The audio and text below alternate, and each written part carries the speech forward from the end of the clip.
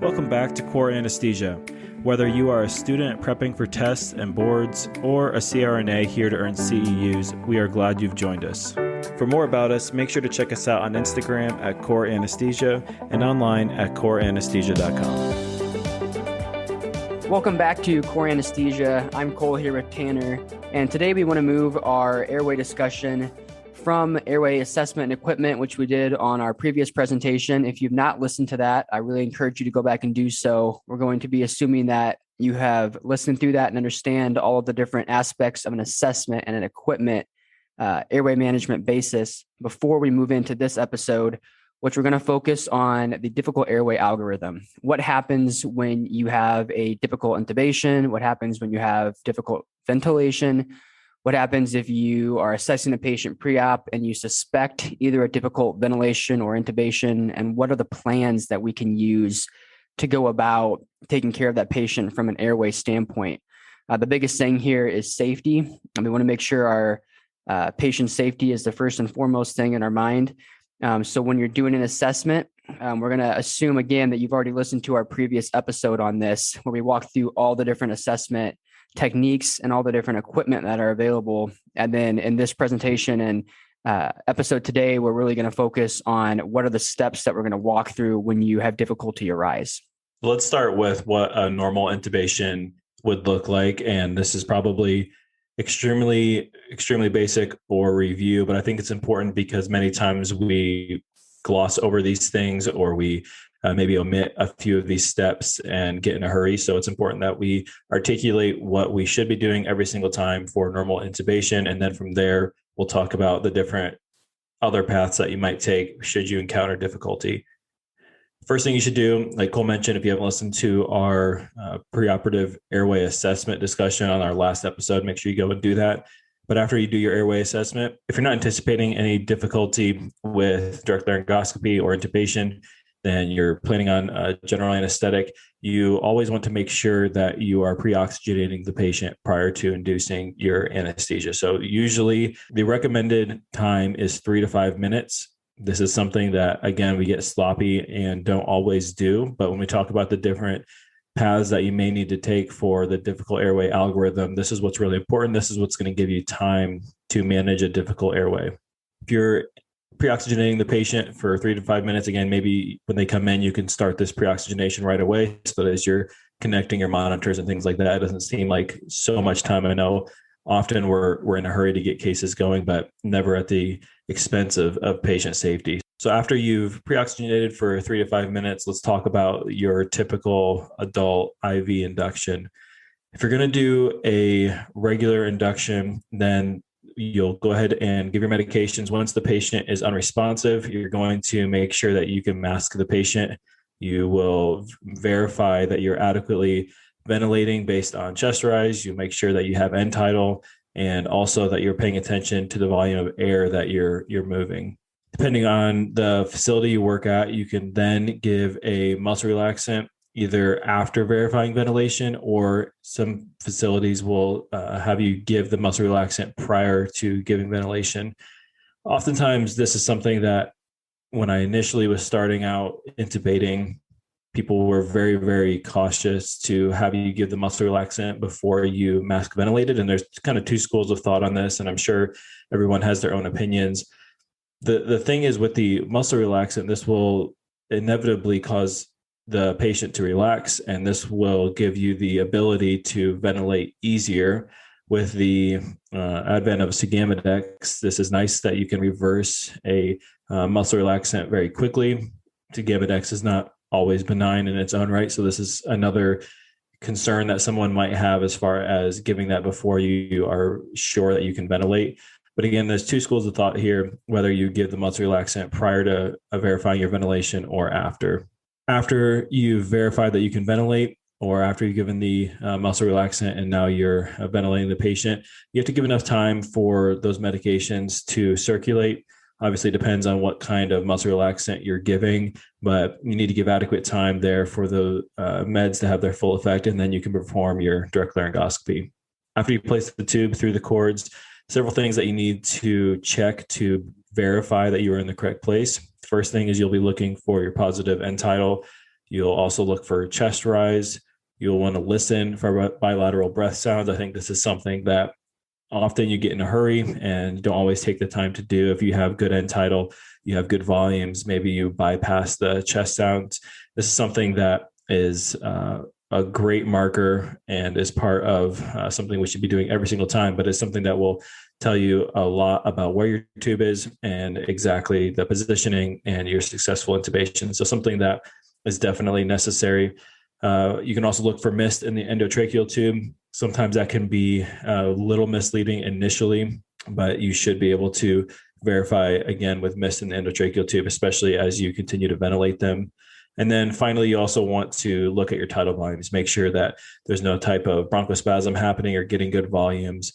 Also, that your pressures are adequate. And so you're not in one main stem or the other. So while you're comparing your tidal volumes with your pressures would also give you ideas of what's going on in the lungs.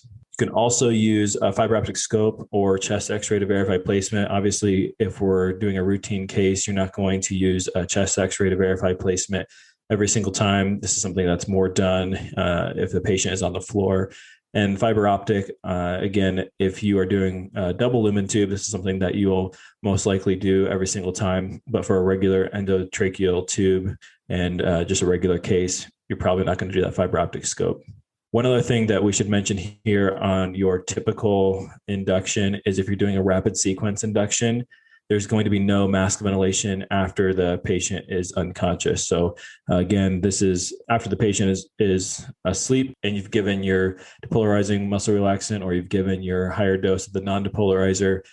The patient is going to be at risk here. Obviously, there's a reason we're doing a rapid sequence induction. So you're only at risk for putting more air into the stomach should you not have perfect ventilation or perfect volumes going into the lungs, which could cause issues with the patient ultimately aspirating. If they have any kind of vomiting before you can decompress the stomach. So keep that in mind. If you're doing a rapid sequence induction, you're going to give your meds.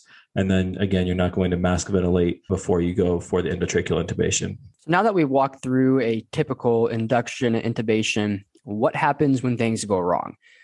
And this doesn't happen very often. And I feel like we can get into a false sense of security because you may have a patient come back. It's your third or fourth case of the day. You're just doing the motions and you're not really thinking about what is my next step when something goes wrong? What's my plan B? What's my plan C? And it's very easy. And I am guilty of this a lot.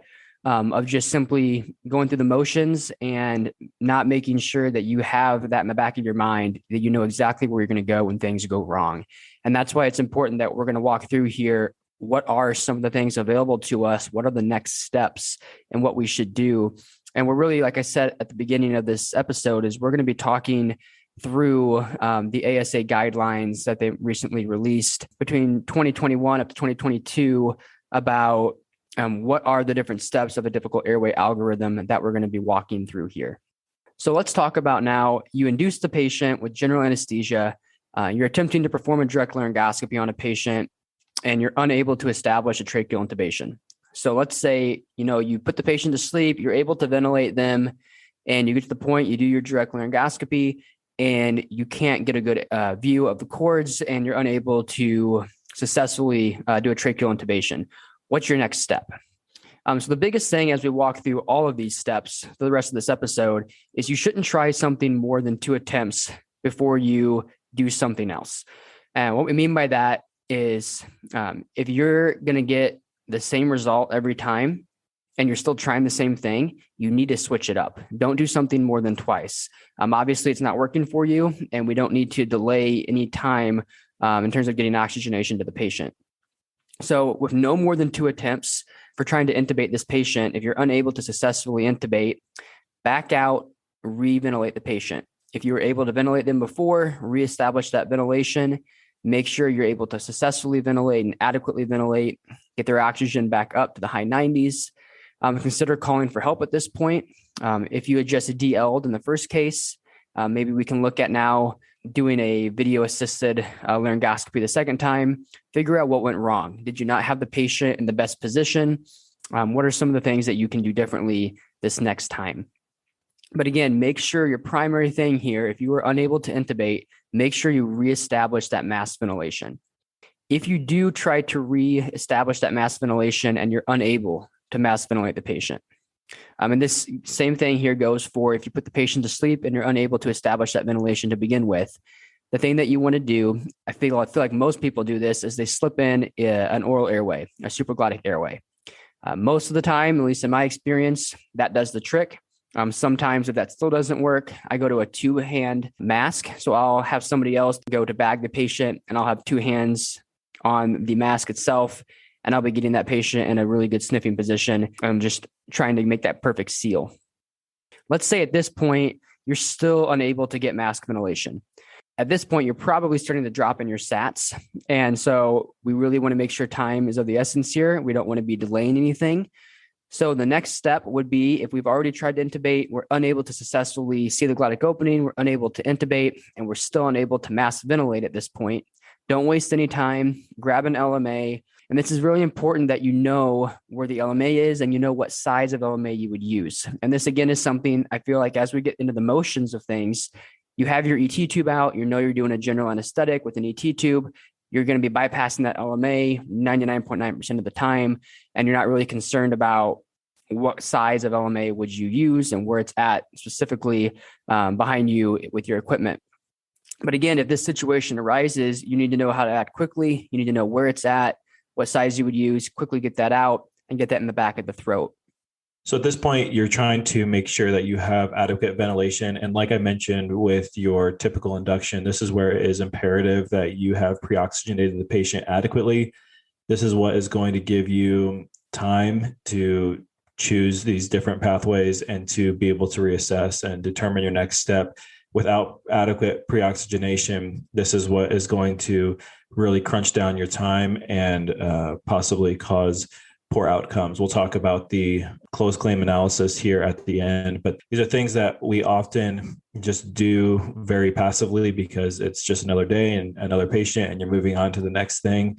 But the one time that you don't do it, this is the time that you are needing to have good pre-oxygenation. And again, this just gives you the time needed to do all of these steps. So let's say you've placed the LMA, now you have good ventilation. Now, what is your next step? And I think this is not part of the algorithm. This is just my own 2 cents, but this is where you really need to take a beat and think about, okay, what are we going to do? Is this adequate? Are we able to do the case with an LMA? Is this not worth the risk? Are we going to back off of this? But I think often we get very rushed and just moving on to the next thing without taking a second to think. That's also where it's helpful to have other people in the room so you can discuss these things with other people, other professionals with a fresh set of eyes. But again, now that you've secured adequate ventilation, now let's think about what are we going to do next. If you still think that you are going to intubate, now we've already tried DL and that hasn't worked. So what are some other things that we can do? Well, we could use a video assisted scope. We could have the patient repositioned to make sure that we have all the axes aligned and we really do have them in a good position to intubate. Or you could just have somebody else, another anesthesia personnel that is there, attempt to intubate. Say you just think that you had a good view for whatever reason, you just can't quite get the tube to pass. Having somebody else attempt would also be an appropriate next step. So let's say that you've tried one of these things and you are still unsuccessful in trying to intubate. You need to make sure, again, that you can go back and ensure that you can ventilate the patient. Once you are sure that you have good ventilation, now let's think about next steps again. You could place a different supraglottic airway that has intubating conduit. So this would be something like a fast trach that you could use.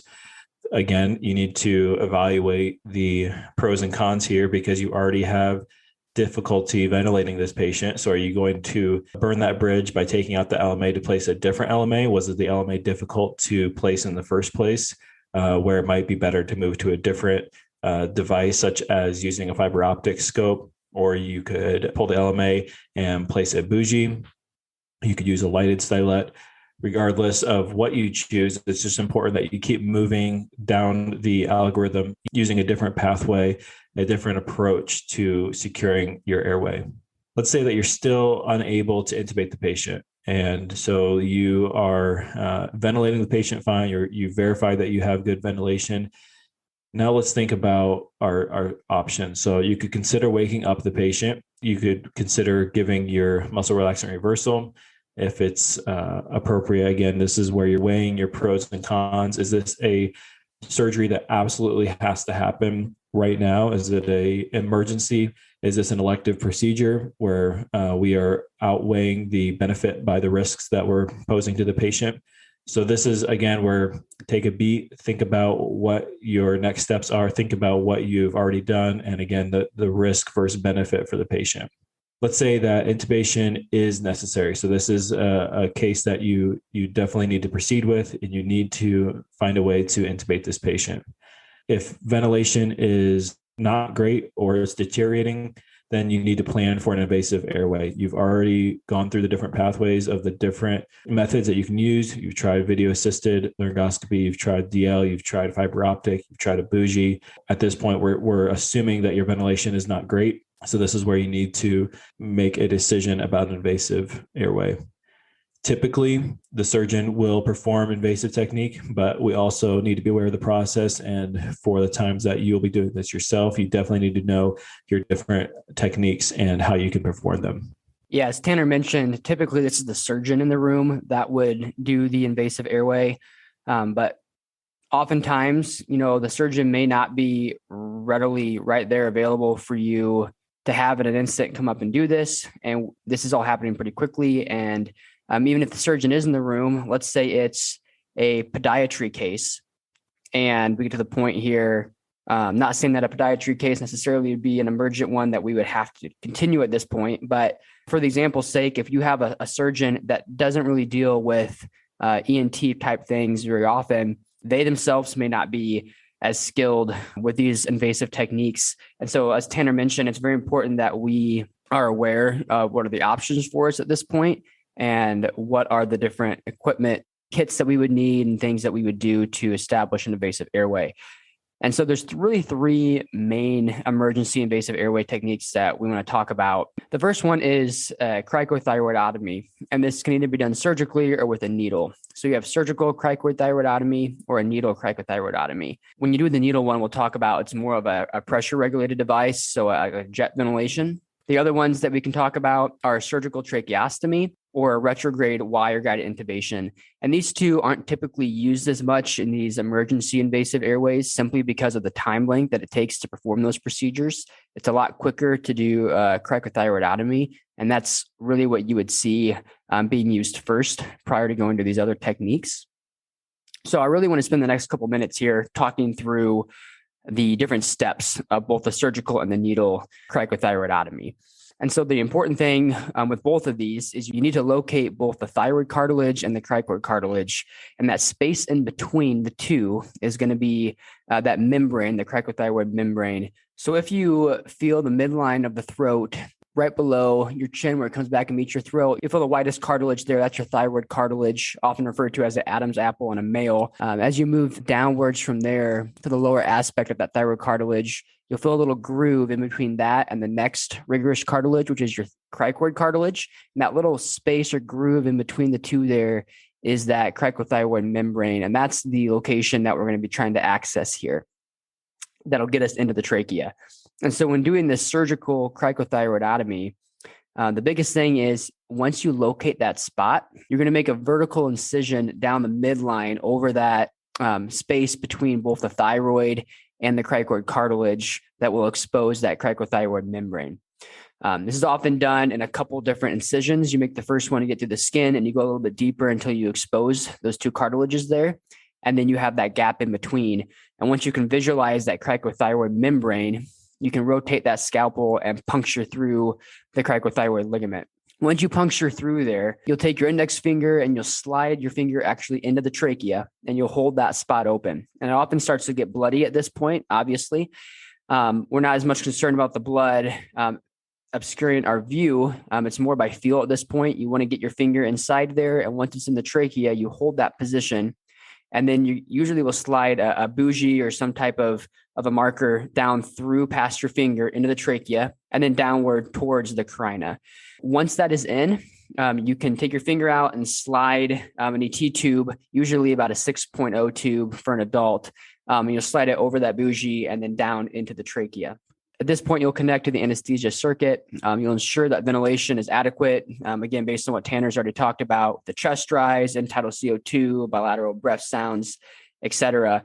But the biggest thing here is making sure that you act quickly at this, but also proficiently. You want to make sure that we're doing this correctly. We don't want to cause more issues. But the problem is at this point, if we're not ventilating and we can't intubate, time is of the essence. So as you can see, deciding to go forward with this step is a big decision to make, but it's also something that you can't be wishy-washy about. And if you realize we're unable to mass ventilate this patient and we are unable to intubate this patient, or simply we are able to mass ventilate appropriately, but we need to continue to move forward and secure an airway, depending on how urgent this is going to be, you need to make sure that you're making this decision quickly and that skilled hands are going to be able to be performing this. But again, there's a lot of communication that needs to go in this between all the different personnel into the room in terms of knowing where is the difficult airway cart, where's the kit for this. Make sure you're aware of that, as we'll talk about when we get into the close claims analysis for the malpractice. The important thing is knowing where your equipment located at. Where's that difficult airway cart? What are the kits inside of that? And hopefully you have a kit for this cricothyroidotomy located there that will have all the supplies needed to quickly do this. It is important to note here that there is an absolute contraindication for this type of invasive airway, and that's for children under the age of 12. Child's larynx is very small, very pliable. It makes this technique very difficult. Relative contraindications as well would be if they have a distorted neck anatomy, if they have a tumor, an abscess over the top of that cricothyroid ligament. And I mean, just think about it. What are the kind of patients that not 100%, but a lot more so than not, the kind of patients that are going to end up in this predicament are some of the patients that have those risk factors for a difficult intubation or difficult ventilation. And that's going to be people with a short, thick neck. It's going to be difficult for us to find the anatomy up front very easily. As we'll talk about moving forward, it's very important that if you see these risk factors in people with that preoperative assessment, you know what kind of plan, both A, B, and C, that you're going to be doing if you run into any difficulties. So as I mentioned, if you're not super pressed for time here and you're able to plan ahead for this, you're able to ventilate, but you still need to move forward, you can use this cricothyrotomy kit that hopefully will be in your difficult airway cart or wherever you keep the supplies at. And this kit will allow you to puncture the cricothyroid membrane here with a needle attached to a syringe. And you can actually aspirate while you're puncturing until you get air back in the syringe. Then you know you've reached the trachea. You can thread the loaded catheter off the needle into the trachea and then insert a guide wire through that catheter. Then you can make an incision with a scalpel over that guide wire to dilate that space. With a dilator, you can thread through, and then you can simply put your ET tube over that wire until it's in the trachea.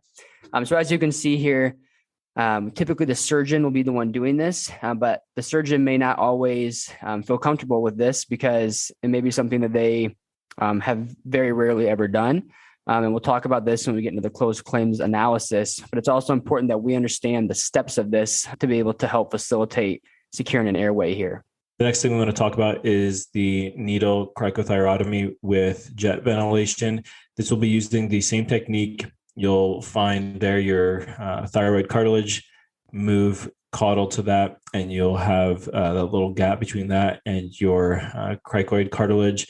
Locate that membrane, insert an 18 gauge angiocath through the cricothyroid membrane, and then you can connect that angiocath directly to a jet ventilator. You'll be ventilating here with obviously a high pressure oxygen source, and you'll be using the regulator valve to control the oxygen flow. It's important to remember with jet ventilation that you could have increased risk of barotrauma, because remember, the high pressure oxygen is going to be coming from the tank or the wall at a PSI of about 50 to 100. Most jet ventilators will have a regulator to keep the inspiratory pressures under 50 PSI. Just make sure that you are evaluating the settings and making sure that you have enough time when you're adjusting the time for inspiration and the respiratory rate Remember that exhalation with a jet ventilator is going to occur passively through the upper airway.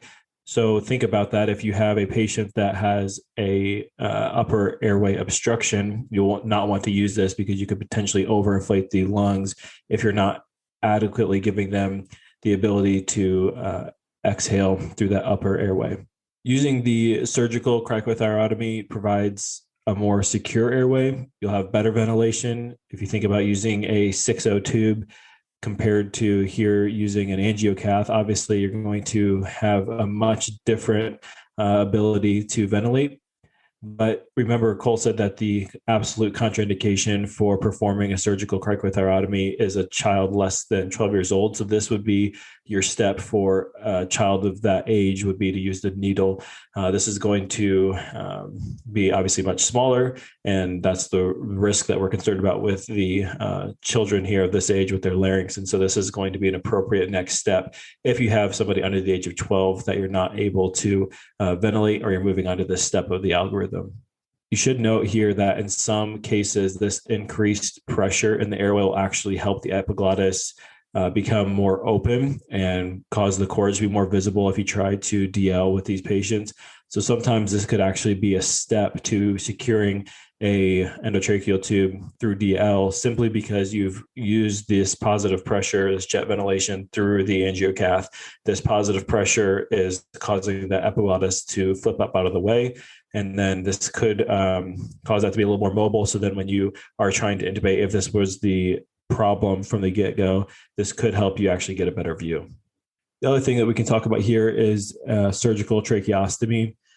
This is going to take longer than a cricothyrotomy, so it's typically not used in an emergency. Usually this is going to be performed by an ENT surgeon, and this is going to be performed at the level of the 4th to 6th tracheal ring and can take up to 30 minutes. If you think back to your cases where you're doing a planned tracheostomy, by no means the longest case that you'll ever do. It's relatively short, but when you think about this compared to doing the cricothyrotomy procedure, it's definitely going to be more involved and take much more time. So again, this is not typically used in an emergency situation. One other thing that I want to touch on here is the retrograde wire-guided intubation. This is going to have some of the same techniques, same landmarks that you will use for your needle cricothyrotomy, with a few exceptions. This will be just a little bit different. So you'll still locate that cricothyroid membrane, find your thyroid cartilage, and just below that on the inferior border, you'll have that little gap between that and your cricoid cartilage. You'll find that membrane. Similar to the needle cricothyrotomy, you'll use an angiocath with a syringe, and you'll puncture the skin midline there at the cricothyroid membrane. Once you have aspiration of air, that is when you are into the tracheal lumen, and then you can advance the needle catheter there at a 45-degree angle cephalad. Previously, when we talked about doing the needle cricothyrotomy, we were placing that angiocath in a caudal direction. So this will be one distinction here where you're actually going cephalad here. We want to be careful not to advance the needle too far. This could cause damage to the vocal cords if you advance that needle too far. You'll take out the needle, so you'll leave the catheter still there through the membrane, and then you can advance a guide wire through the catheter up to the oral or nasopharynx. Once you visualize the wire there at the oral or nasal cavity, you'll use your McGill forceps to pull that wire out, and then you'll thread your ET tube over the wire and down to the trachea. As you're putting the tube down to the trachea, there is going to be here a timing issue where you're not going to want to pull the wire until you're completely sure that the tube is right in place. So you'll make sure that as you're placing the tube, you'll make sure that you have really good resistance. So this will be the tube following that wire right to that cricothyroid membrane, which is going to be below the level of the cords. What you don't want to do is pull out this wire prior to having that tube right down there to that cricothyroid membrane. You could, in error, think that you're there, and maybe you're just getting hung up on cartilage, the arytenoids, or whatever, and you're not through the cords. This is where if you pull the wire, now you've just undone all of the work that you've done to secure that airway, and you still don't have the tube going through the cords. So it is imperative that you make sure that you feel the tube there knocking right there on the cricothyroid membrane so that you know you're in a good place. At this point, you time this well. So as you pull the wire out, you are advancing the tube down so you're not accidentally, again, pulling that tube back and pulling it through the cords, and then you have not secured your airway.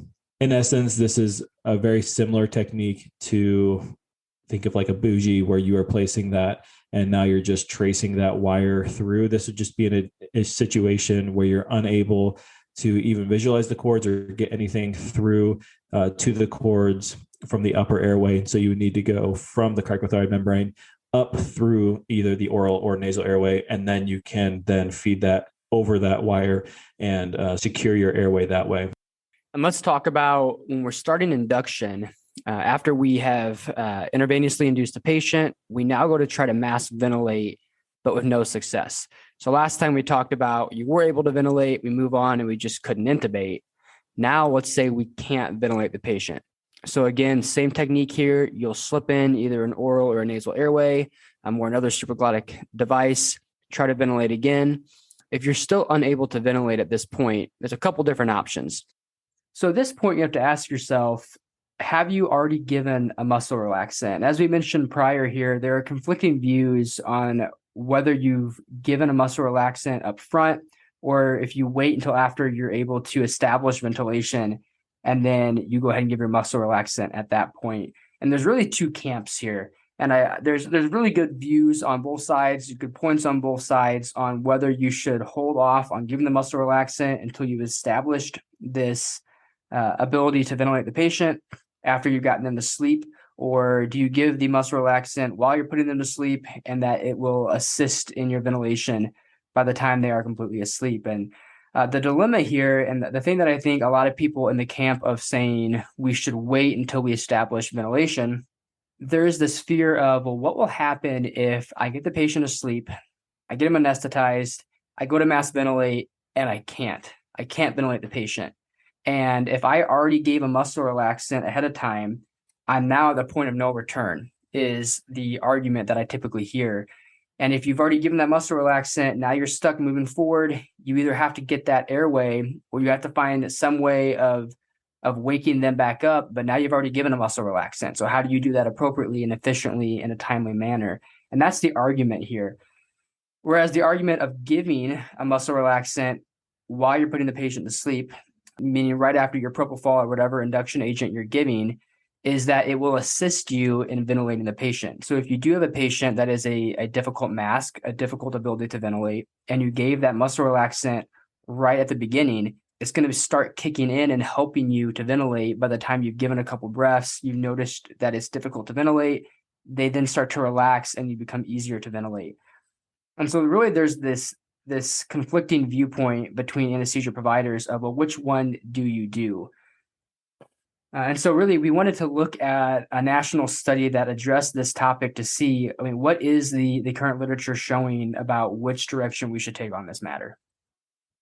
So this is, in my opinion, like on par with the Mack versus Miller debate, right? Like depending on how you were trained, or maybe it's your experience in a clinical setting and you've just seen something be successful for you. But it seems like whether to give the neuromuscular blocker right after your induction agent or not, there's a lot of conflicting arguments, a lot of conflicting, views on what people would prefer to do, what people view as safe. So in any situation, it's always important to look at the literature. What does the literature say about giving neuromuscular blockers right after your induction agents? And there's a really good study by Patel that looks at a summary of the large body of literature discussing whether or not neuromuscular blocking agents should be used prior to mask ventilation, or if you are giving them in response to difficult ventilation. And so this is something that we really wanted to pass along and talk about the findings here. Cole mentioned the fear is that by giving a neuromuscular blocking agent prior to being able to mask the patient, then the fear is, okay, I've already burned that bridge, so to speak, and I can't mask them now, and I've already given a neuromuscular blocker. Now the clock is ticking as far as your time to severe hypoxemia. The thing of the matter is, though, that you've already started that clock as soon as you've given your induction agent. You're already on that clock as far as going to severe hypoxemia. And now we have to look at, okay, does giving the neuromuscular blocker help mask ventilating or help moving down your difficult airway algorithm? And what this study showed was that of 53,041 attempts at mask ventilation, only 77 cases resulted in impossible ventilation. So that's different than, difficult ventilation. This is impossible ventilation. Of the 77 cases, 73 patients received either succinylcholine or rocuronium. 3 of the patients were woken up. 1 received a cricothyrotomy, and the other patients had a successful tracheal intubation. So the recommendations from this national audit was that in the event of impossible ventilation, a neuromuscular blocking agent should be given before the anesthesia provider allows severe enough hypoxia to develop so that the degree of surgical intervention is necessary. So their suggestion is that their recommendation is to give the neuromuscular blocking agent either prior to attempted mask ventilation or in response to a difficult ventilation. Either way, you should be giving the neuromuscular blocking agent according to this study, which leads me to question if that's going to be your first step. If you get into a space where you are having a difficult ventilation, a difficult hand mask ventilation, now your next step is going to be to give the neuromuscular blocking agent, then it reasons that you would give it immediately after your induction agent, since that would be the first step in your algorithm anyways. And now, like I said earlier, the clock is already ticking as far as your slope to the severe hypoxemia where you're having issues. And so the faster you can get that muscle relaxant on board, the faster that can have time to set up, the faster you are already moving towards either a successful tracheal intubation or successful mask ventilation. But if you still can't ventilate the patient here, again, time is of the essence. We can't waste any time. And so we need to think, do we need to move right now into an emergency invasive access technique? And this is going to be more of an emergent situation than what we've talked about before, because in the previous example, we were able to ventilate the patient. We just couldn't secure an airway, but we were always able to ventilate the patient. And that was the important thing. Here, we can't ventilate. We're not getting any oxygen into the patient. We're not eliminating CO2. We need to make sure that we're moving through these steps quickly and that we're not wasting any time. So again, make sure if you do decide to move into this type of invasive airway method, you've tried to do an LMA already at this point. And if you haven't tried to do an LMA, even if it's not working successfully at this point, but you're able to get something better than just simply using an oral airway, allow that to be a bridge. And as we'll talk about when we get to the malpractice claims, there's a significant amount of times where there was no mention of doing a supraglottic airway device as a bridge to try to oxygenate the patient and ventilate, even if it's just a marginal ventilation while you're waiting and setting up and preparing for this invasive airway. So again, we'll move on at this point to the invasive airway steps. But again, it's going to be a lot more of an emergent situation than the previous example where we could ventilate the patient, because time is of the essence here. We need to be aware of the passage of time. With only minutes, up to 4 or 5 minutes, starts to cause some permanent brain death when those tissues in the brain cells don't have any oxygen. So we need to make sure we're moving quickly. And again, you're probably going to be going in to do a cricothyroidotomy at this point, and it's going to be a lot quicker because we're not able to ventilate the patient. But just make sure that we are still attempting with an LMA or supraglottic airway device to be able to actually get some marginal type of ventilation, if anything, even if it's not getting much at all. We need to make sure we're trying to bridge something while we're setting up and preparing for this invasive airway. Other options, you can try to do some alternate difficult intubation approaches, such as a fiber optic, a lighted stylet, etc. Again, here, just be aware of the passage of time. We don't want to be wasting too much time trying these things. If something's not working, move right on to the next thing. Don't continue to try the same thing more than 2 attempts. And really, these alternate approaches should be used only while we're preparing and setting up to do an invasive airway, simply because we don't want to waste time doing these alternate routes and then moving to an invasive airway, all the while the patient has not been ventilating from the beginning up to this point. So that's really the main difference between the cannot intubate versus cannot ventilate scenarios. In the cannot ventilate scenarios, you have the patient here that has not been able to receive oxygen from the beginning. And so time is very much of the essence. You're much more of an emergency state than in the other time period where we were able to ventilate. In that situation, it's very important to take your time. Once you get an adequate ventilation, talk and communicate with the other providers, make a plan But in this scenario, you need to be moving forward quickly. Don't be wasting too much time on one thing, and make sure you're communicating with each other moving forward, because time is of the essence. The last thing we want to talk about today before we get into our closed claims analysis and just talk a little bit about what that looks like, we want to talk about what happens when you have a suspected or known difficult ventilation or intubation situation. This is where you're going to pick this up in your pre-op assessment, or possibly while you're reviewing the chart. You can see that previous intubations have been difficult. This is where you need to evaluate the patient, look at what was done previously. If you don't have any prior information, you need to really rely on your personal assessment and make sure that you have a good plan moving forward. Say this is just going to be a difficult intubation, then maybe you have more people there on hand. You have all of the tools that we've talked about previously there ready to go. But there is another situation where you look at this patient and you say, you know what, this is going to be a very difficult intubation, or possibly inability to ventilate the patient. So what could we do then? The next thing that we can look at is doing an awake intubation. This is going to be mostly done with a fiber optic scope. You could potentially do a retrograde intubation, or even do video assisted laryngoscopy. The key is you're going to want to discuss all of these options with the patient prior to performing this. I have never seen an awake intubation using the retrograde intubation. I suppose there could be a reason for that if you have very difficult upper airway anatomy. Usually using the fiber optic scope or the video laryngoscope, you are able to do this awake intubation. That's typically what I've done and what I've seen in the past. The main thing here, again, is that you're going to want to communicate with the patient. And I've never done one of these that the patient wasn't nervous, and that's obviously understandable. This is a very big ordeal to us as anesthesia providers, but also imagine from the patient's perspective what they are thinking and what their concerns are as far as being in pain or feeling that they couldn't breathe. Those are all things that need to be clarified and communicated to the patient, that you walk through step by step exactly what will happen. Again, there's always going to be some underlying level of nervousness and nerves, but the ability to communicate ahead of time while things are calm and in a controlled environment is going to just make your communication during the procedure that much more effective when it's not the first time that they're hearing this. The benefit of keeping the patient awake is that they'll be able to maintain their own ventilation. They're able to hold their soft structures out of the way, able to hold their tongue more of an anterior position, which increases the size of the pharynx and our ability to pass an airway.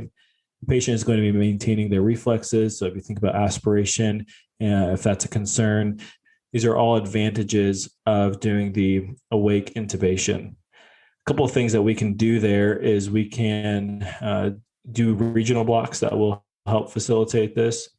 We can do this topically, or we can do this actually by injecting some local anesthetic. And then we'll also talk about some of the different medications that you can use to help them be sedated enough to keep them calm and blunting some of their reflexes, but also keeping them awake, protecting their own airway, and cooperative as we need to work together to secure this airway. For the regional blocks, we went through these in detail in the last episode. So for the sake of time, I'm not going to go through them all again. I'll just mention the different options that you can do here. You can do the glossopharyngeal nerve block, which would be the back part of the tongue and the oral pharynx.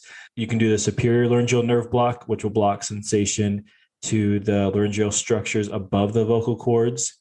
You can do the recurrent laryngeal nerve block, which will block sensation to the vocal cords and trachea.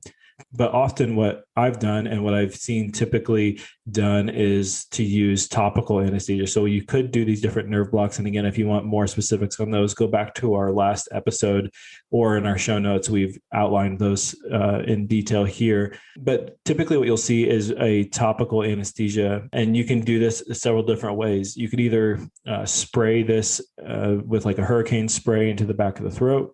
You can use topical anesthesia that is going to be nebulized. This is very common. You'll have them just do a neb prior to going back to the OR. They will just inhale this and they'll be breathing this for some time, and this will cause a generalized numbing. Or you can do a similar to like an LTA, you could use the 4% lidocaine and place that actually on the fiber optic scope. And then as you are advancing down the airway, you can go ahead and inject this. This will cause them to cough, and it will just spread that local anesthetic all around there in the trachea and cause some numbing. Again, this is something that you need to communicate with the patient ahead of time, because this is going to be somewhat uncomfortable initially and maybe a little bit scary as they feel that lidocaine and then they start coughing. It might feel like it's a little bit out of control to them, but that's something that you can communicate, that that's what we want. We want them coughing. We want that lidocaine to be just spread all around and moved around, and that will settle down. And once that settles down, then you have a really good numbed trachea cords, and then you're able to pass that ET tube more smoothly. So talking about the steps of an awake intubation, as Tanner mentioned, there's a bunch of different ways we can go about relaxing the patient and helping them to be more cooperative for this. Other IV medications that we can give usually are a mixture of different cocktail medications, and that depends on the preference of the provider here. But different medications that can be included are Versed, Precedex, ketamine. You can give some fentanyl, et cetera. Really here, you're wanting to maintain the patient's spontaneous breathing effort. You don't want to take that drive away. So even though typically these medications in a small enough dose will not do that, just be aware, conservative on how much of a dose you're giving with these medications, because the whole point of this is to keep them spontaneously ventilating. Once the patient is ready, though, you can do a quote awake intubation. And while we say awake, they don't necessarily have to be wide awake with their eyes open here, but we really want them to be spontaneously breathing. So there's a couple different options. The first is you can simply do a DL, or a video assisted laryngoscopy, which sounds kind of backwards when you first think of it. But once you get this patient where they're relaxed and comfortable enough, you can just take a peek with one of these two laryngoscopy, whether a DL or a video assisted methods here, and you can simply look for a diagnostic purpose. You're simply looking to see, do they actually have a difficult airway? Can I see the glottic opening easily? And if you can just induce with general anesthesia at this point and then intubate the patient using the same technique as what you just did via DL or video assisted. But if you're unable to see the glottic opening very well after that initial diagnostic look, then you can decide to perform a flexible fiber optic guided bronchoscopy to help you then with a preloaded ET tube on top of that fiber optic scope, and you can intubate via that method. Or you can just simply, instead of doing that diagnostic look, you can simply just go straight to the fiber optic scope that's already preloaded with the ET tube, and you can go down, visualize the glottic opening, go through the cords, and then advance that ET tube through.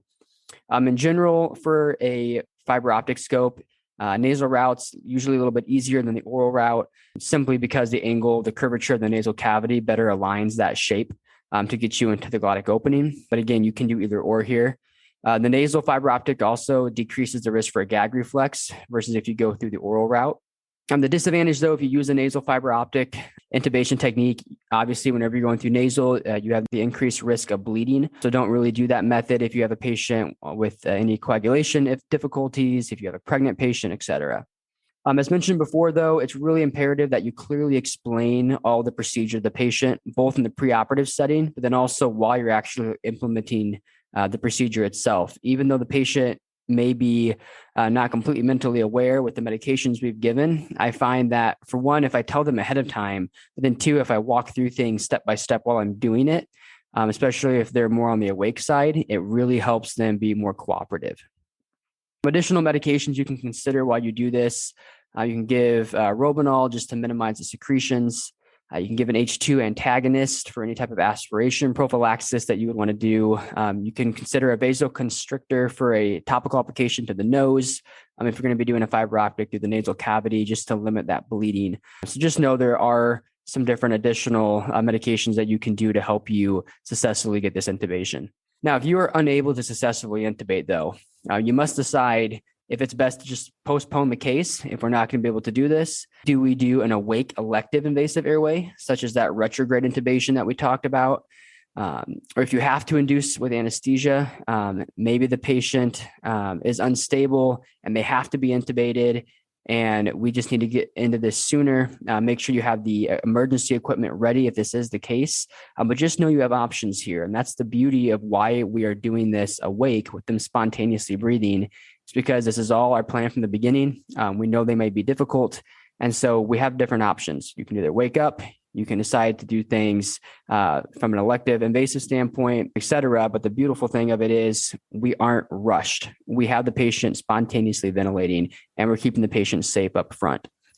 So that really wraps us up talking through the three different aspects here. One, when you can't ventilate. Two, when you can't intubate. And three, when you already suspect either a difficult ventilation or intubation, and what are the things you can do from an anesthesia plan in terms of an awake intubation technique. But now to finish this discussion, we really want to wrap up by talking about some of the airway malpractice claims that can arise. And so we've looked at a couple different things, both from the ASA and the AANA regarding some of these close claimed analysis of different malpractice claims that can arise. So I think it's really important to just take a step back for a second and realize, as anesthesia professionals, we have both the skills and the knowledge to manage an airway, but with that comes a high responsibility to manage the airway appropriately. And there's been a number of malpractice claims that have arose from management of the airway, especially in situations where we have these difficult ventilation or intubation events occur, whether they were suspected or if they actually occurred. We see a lot of these claims start to arise. And so we really want to take some time to go through and talk about that. And so we looked at a close claimed analysis that was released in 2019 by the ASA. And they formed a team that looked at the management of difficult tracheal intubations. And the authors compared the events of these close claimed analysis between the years of 1993 up to 1999, and they compared that to the early 2000s all the way up to 2012. And they compared what changed during those. And the claims that they brought about were anything that resulted in a permanent brain damage, airway injury, even death. And interestingly, almost 3/4 of the claims reported from the 2000 to 2012 era were associated with judgment failures, a lack of proper airway plan, failure to utilize the supraglottic airway as a bridge to oxygenation during that cannot intubate, cannot ventilate scenario. There was a delay in attempting to do a surgical airway. So 3/4 of these resulted from those issues or were associated with those issues. What was also interesting when I was reading through this is you can see once we shifted into the 2012 era, there were a lot more procedures starting to occur outside the main OR. And as a result, then we saw these claims that were being reported from incidents that occurred outside the OR. They increased by over 100%. They went from 11% of the claims being out of the OR up to 23%. So almost a quarter of these claims are happening now outside the OR. And this, for one, can be simply because we're doing more procedures outside the OR, but you may not also have all the equipment readily available to you. I can tell you, at least from my experience, there are some places where I'm doing anesthesia and it's a little scary because you're not as close to all of the backup that you would need if something does go the wrong way. And so that is something to be in mind when you go to these places and these different settings. Just be aware, what do you have resources for you, and both right there in the room, but also who would you need to talk to and what would you need to be brought to you, and where would those things be at when you are in these remote settings.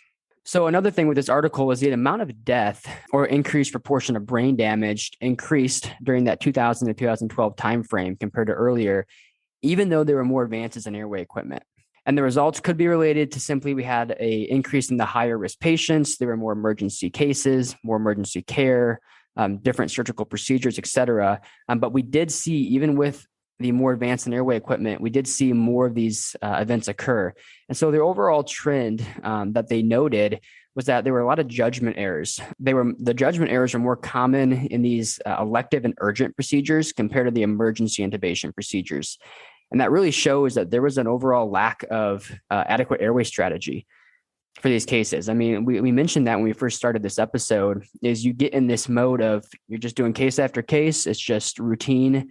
And you're not really critically thinking about what do I have as a backup if my plan A does not work. If I saw a patient in pre-op and their airway wasn't perfect, if I see some things that might arise some suspicion to a difficulty in either ventilating or intubating, do I have a plan set in place for that? And they saw there was an overall lack of that, really probably because there was a false sense of security, as we talked about before. I think that is so telling when you look at the difference in the types of cases, because I'll admit, just like you said earlier, that you just get into kind of a groove and to this is just the next case, and you get into a kind of a comfort zone there where you're not thinking that this case is going to require all of these things we've talked about here in the algorithm. I had a preceptor when I was in school say that you need to approach every case like it's a worst case scenario.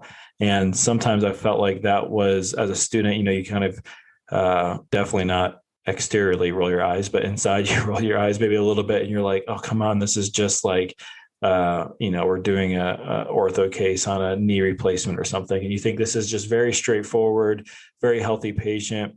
I think the reality there is it actually shows your newness. It shows your lack of understanding of just how bad things can go. And oftentimes the most seasoned people are the people that are the most prepared because they've seen it. They've seen how a very run-of-the-mill case can go very badly. Oftentimes, I think as students, you just maybe feel frustrated or like, this is just over the top. And that's a lot of times maybe due to some naivety of not knowing all the different things that could potentially happen. So when you have an emergent case, obviously it's all hands on deck. You're prepared for every scenario, but for a routine case, I will admit I do the same thing where you can kind of fall into this comfort zone. So I think that's very telling and very important that we keep in the front of our minds that every case demands the same type of preparation and the same type of attention so that we can effectively care for these patients.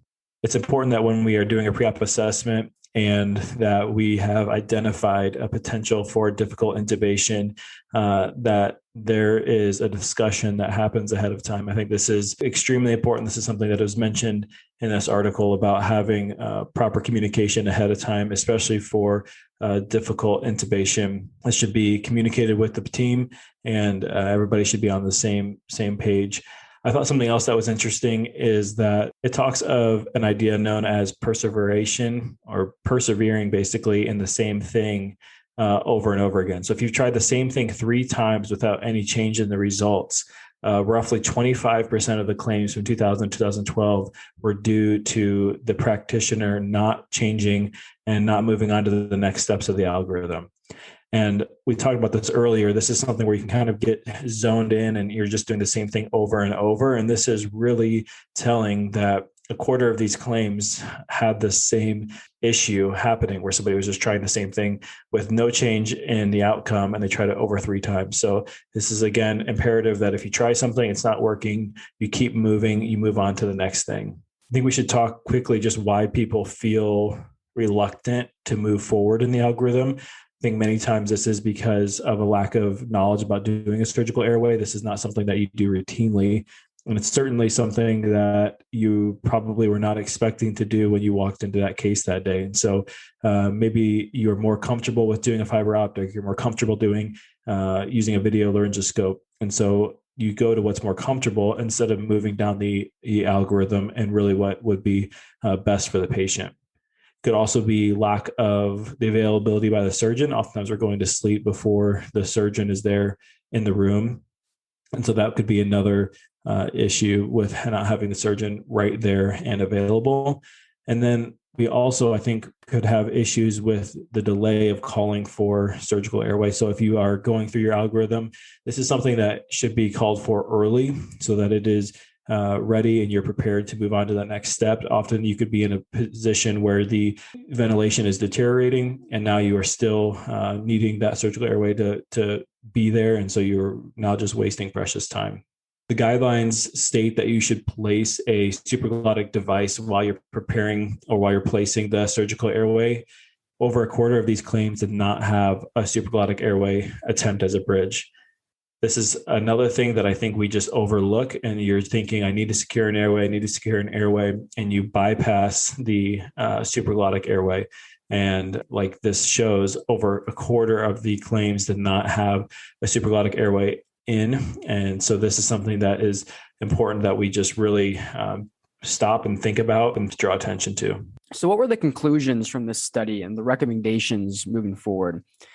So the authors really mentioned here how human factors such as situational awareness, communications, a knowledge of the guidelines and the algorithm, how they're all imperative to limiting these adverse events that can occur. And also how knowledge of the difficult airway equipment and where they are placed geographically in the individual facilities are very important as well. As we mentioned before, you need to know, where do you find this equipment? Are there specialized carts located in the OR that you would need for a difficult airway management? Does the other staff in the room know where that's at? Does your circulator know where that's at? So that while you're managing the airway, you can tell them to run out and grab that. And also knowledge of what is in that cart or whatever you have that has difficult airway equipment. What all equipment do you have in that spot that you would know how to use? There should also be cognitive aids, they said, used for difficult airway management. We all know when you're in these kind of moments, it's very easy to kind of have your brain freeze, if you will. And it's hard to think about, what do I do next here?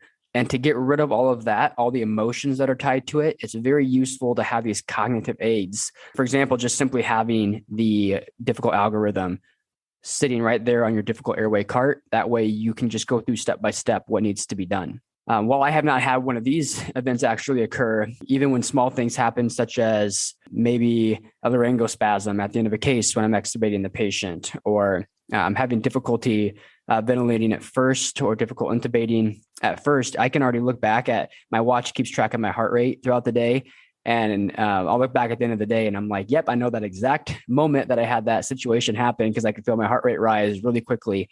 And it's easy because you start to go into this sympathetic fight or flight response, and it almost fogs your brain while your heart rate rises and you feel your heart pounding outside of your chest. And that's, again, because we have the responsibility for this. We're not somebody that's just kind of watching this from the sidelines. And when you're the one responsible for this airway, you get a lot more emotionally attached to it and you start having this sympathetic response. And so it is really helpful to have these cognitive aids available. Overall, the difficult intubation claims showed poor outcomes and failures in judgment. So we really need to improve not only the technical skills, but also our knowledge about the equipment available, like we talked about, and the difficult airway algorithm itself, which is why we're doing this episode, just to raise awareness for what are the steps of this difficult airway algorithm. What is step A, B, C, et cetera, and how do we move through those? And one other article we briefly want to look at to end our discussion was one published by the AANA in 2018, and it was regarding the analysis of malpractice closed claims. The AANA Foundation had a closed claims research team that looked at 245 closed claims from the CNA insurance companies from the time span of 2003 to 2012. And of those claims, death occurred in 87% of the claims. But the claims as a whole weren't solely difficult airway management. They were rather from the whole perioperative experience as a whole, where CRNA was involved. But the largest portion of those deaths, about 35% of those deaths, did result from a loss of an airway or aspiration. Of those claims, 40% of them were from ASA class 3 patients, and another 39% were from ASA class 2. I think it's easy for us to think, oh, I just have an ASA 2 patient. Even if you have an ASA 3, you may not have your complete guard up as if you would have an ASA 4 or 5 patient. So it is telling to note that a lot of these did happen in ASA 2 and 3 patients and not ASA 4 and 5. What's interesting here is the monetary damage that we want to look at that was paid out.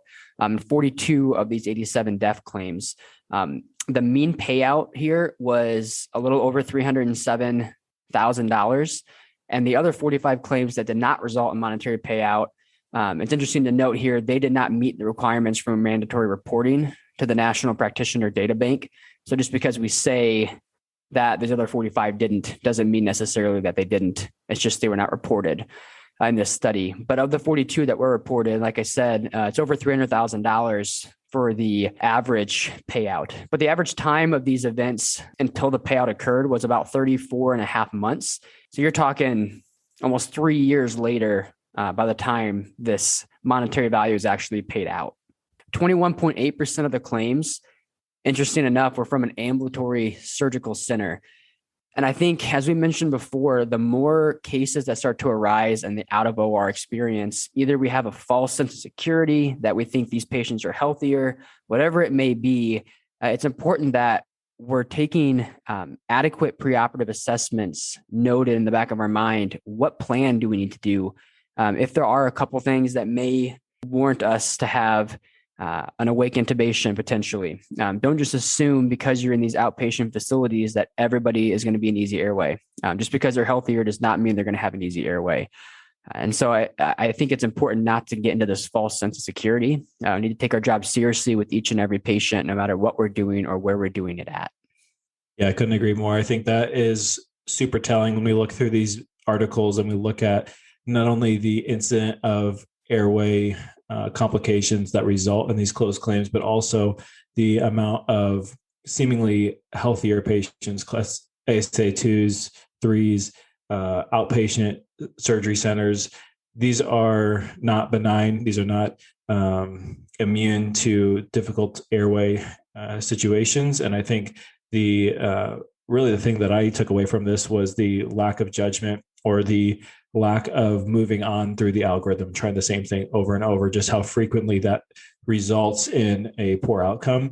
And so this is something that is just helpful for me to think about, renew and refresh the idea of moving down the difficult airway algorithm, moving down the next steps, taking my assessment very seriously and understanding that every patient, like you just mentioned, Cole, can be potential for a difficult airway.